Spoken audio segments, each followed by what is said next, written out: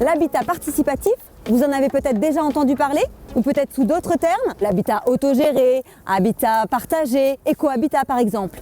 Alors, l'habitat participatif, c'est quoi? Eh bien, l'habitat participatif, c'est inventer un futur lieu de vie ensemble. Les futurs habitants s'associent et participent à la conception et éventuellement à la construction des logements. Bien souvent, ils assurent la gestion du lieu de vie une fois dans les lieux. C'est une démarche 100% solidaire et citoyenne. Entre la location et la propriété, il existe cette troisième voie pour le logement. On cherchait depuis plusieurs années un habitat groupé. On avait entendu parler de ce type d'habitat et ça nous plaisait comme concept.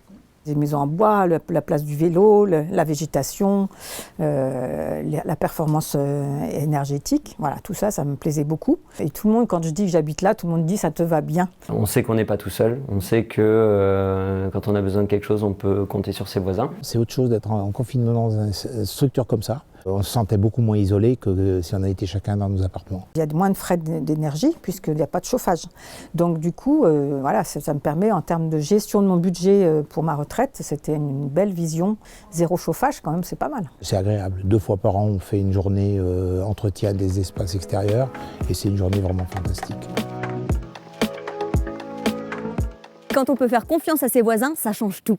Alors Carole, vous êtes accompagnatrice de projets d'habitat participatif. Vous pouvez nous en dire plus?